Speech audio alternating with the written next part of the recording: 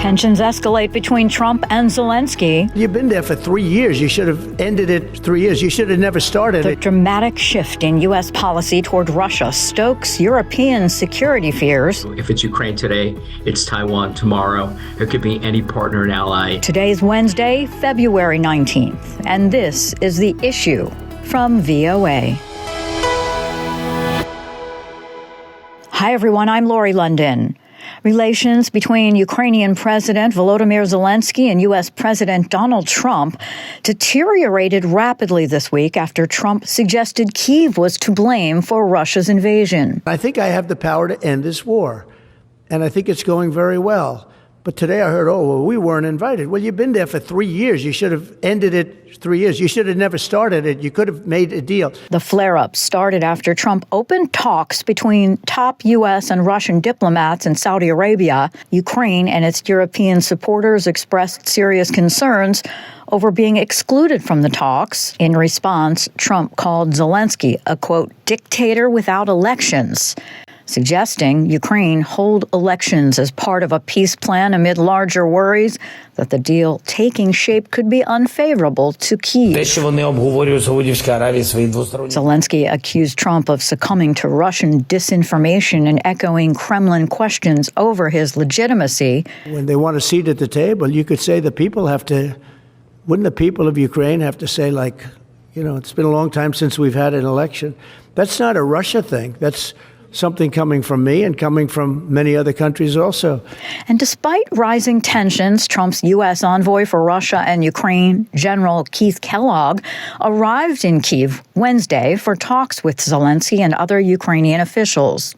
We understand the need for security guarantees. We entered with Jerry Kurdes the important sovereignty of this nation and the advantage of this nation as well.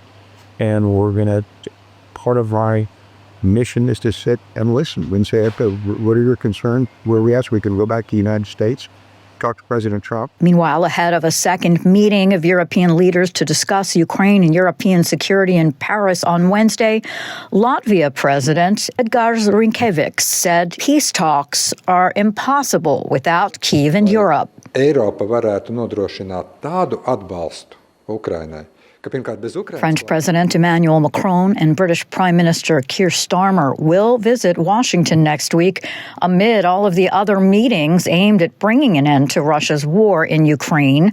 Could the widening rifts have major implications for efforts to end the conflict triggered by Russia's invasion 3 years ago? For some analysis on the latest developments and a shift in U.S. policy, VOA Russian service correspondent Rafael Sahakov spoke with Jonathan Katz, Senior Director for the Anti-Corruption, Democracy and Security Project at the Brookings Institution. What do you think about the current dialogue between the U.S. and Russia? First, a phone call between Donald Trump and Vladimir Putin. Now, Rubio-Lavrov meeting in Saudi Arabia. What kind of consequences do you think might it have?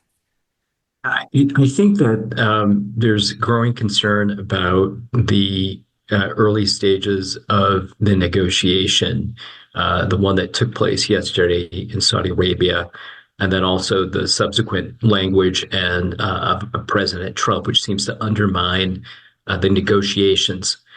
For example, sort of setting the conditions and setting the negotiations and sort of outcomes even before there's an opportunity for Ukraine to be at the table, European partners to be at the table. And so I think in Washington, this means, what kind of deal are we talking about? Is this a deal over the head of the Ukrainians and European partners?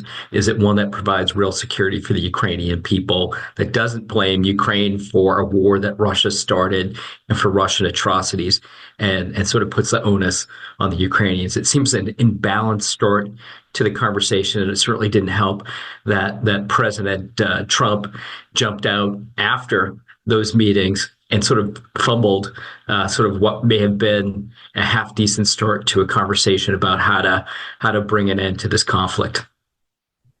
Yes, and also what stands out, President Trump, while dismissing Ukraine's concern about being left out of the talks in Saudi Arabia, he also said that Ukraine, you should have never started it, is a quote. So what could he mean by saying this? Is it like what Russia says once again? It certainly sounds like Russia's talking points that the president is espousing. And so that's worrisome too. There's always concerns about how the relationship with Putin and Trump would impact policymaking, both internationally and domestically in the United States. So those concerns are certainly raised.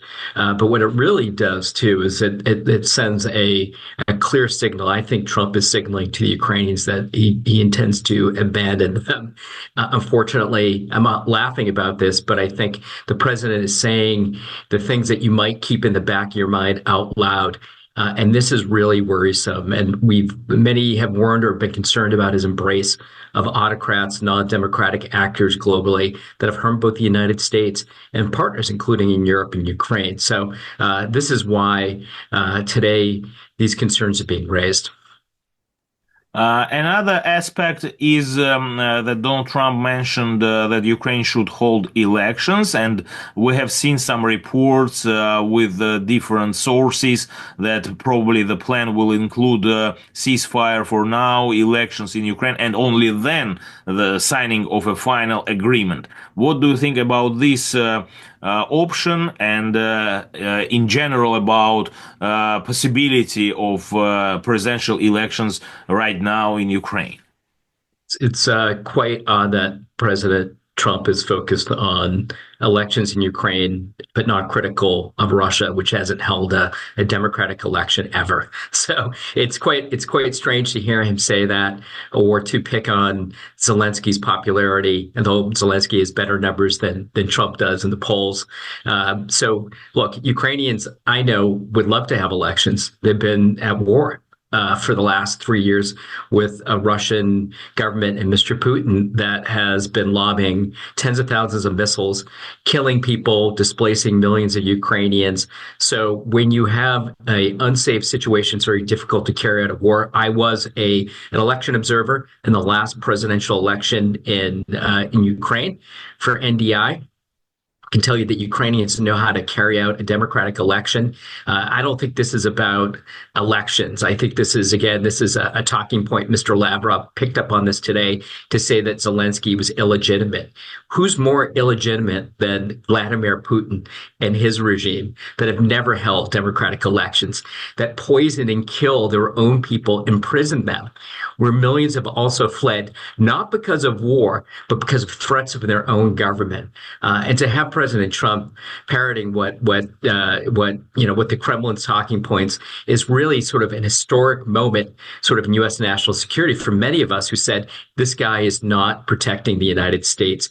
And so I think we're really concerned about that today, just as we are about partners and allies who could be in harm's way by policymaking and negotiation that seems to really make zero sense for the interest of the United States. We also about another aspect is, of course, about Ukraine joining NATO in future, and we know that Kyiv expected much more from Biden administration during both the summits in Vilnius and in Washington. But for now, from what you hear from President Trump and also in Russia, they say that Donald Trump became like the first Western leader who has publicly said that the real cause of the war was Ukraine's U.S. support of Ukraine's bid to join NATO. So do you think that now it will be really off the table for the upcoming future? No, I don't. And I think that, there will be a date and time beyond Trump where, and if that's not going to happen in this administration, I think others will continue to focus on this. I think the bigger concern is a complete capitulation by Trump to Putin, handing over a sphere of influence that might include withdrawal of American support for military support in Central and Eastern Europe, including in the Baltic countries, Poland, and elsewhere. And that the most disconcerting piece of this is that Trump, I don't think he really cares too much for sort of European security. That's not really something that he sort of understands, alliances, partnerships that benefit the United States. So the bigger concern is a wholesale sellout of Ukraine. I think NATO membership is certainly a piece of this, but right now it's not that important. What's most important right now is the continued support, U.S. support for Ukraine. Or, what could happen if Trump decides to just basically say, hey, Mr. Putin, you can have it. And damn you, Europeans, we don't care. And we pull back. This is a U.S. retreat that's not only sort of European in nature, but global. So if it's Ukraine today, it's Taiwan tomorrow. It could be any partner and ally that Trump decides when he gets upset and wakes up in the morning and had a bad night's sleep to go out and attack that other partner. This is no way to engage in diplomacy. And again, I come back to this. This is not in U.S. national security interest. Opening the door, inviting Putin to Mar-a-Lago, just a little over 1 month into the administration, really. People have to seriously be waking up here, both in the U.S. and globally, about what this means. And also at the end, I wanted to ask you about the role of envoy Kellogg, Keith Kellogg, because he's both Trump's envoy for Ukraine and Russia. But he was left out of the table of negotiations in Saudi Arabia as well. So he was not presented there in Riyadh during the talks. But today he is visiting Ukraine and meeting with Volodymyr Zelenskyy as well. So what do you think about his role, and how can, for example, the meetings be without him if he's the envoy for Ukraine and Russia, right? I think it's certainly emblematic of sort of what's happening. I think Mr. Kellogg, is probably well-intentioned in many ways in wanting to see an end to this conflict, safety and security for Ukrainians. But by not being in Saudi Arabia at the table, it sends a clear signal that he really is not connected to the brain trust that is carrying out the diplomacy and negotiations here. So that's certainly number one. Number two, even those that sat around the table yesterday, and if you watch the video of Waltz and Rubio, it's sort of at the corner, no American flag behind them, seemed like no actual real strategy to engage with the Russians. They're flying by the seat of their pants in these negotiations, and it makes it incredibly difficult when you have the president the next day come out and pull the rug out from underneath you again. What will Mr. Waltz and what will Mr. Rubio say when asked, hey, did Ukraine start this war? What will their response be? Hey, Zelenskyy needs to hold elections because he's at 4% in the polls, which is not true. Is that true or false? How do they answer the question that the president of the United States lies about what he's saying, scapegoats others for what Russia has done and committed, including stealing Ukrainian children, raping women, attacking civilian sites?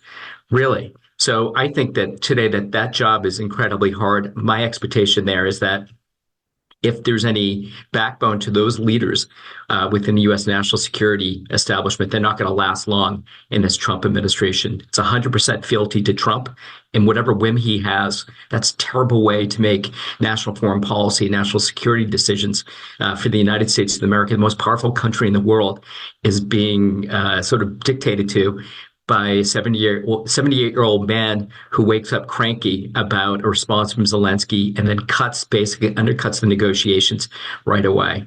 But that's only if he has any intention of a real negotiation with Russia. And I think he doesn't. He is going to do this over the head of the Ukrainians and others. That's just how he acts and wants to act. That was Jonathan Katz, Senior Director for the Anti-Corruption, Democracy and Security Project at the Brookings Institution, speaking with my colleague from VOA's Russian service, Raphael Sahakov. You've been listening to The Issue from the Voice of America. Thank you so much for joining us. You can check out our program wherever you get your podcasts, and for news 24 hours a day, check out our website at voanews.com. In Washington, I'm Lori London. We'll talk to you tomorrow.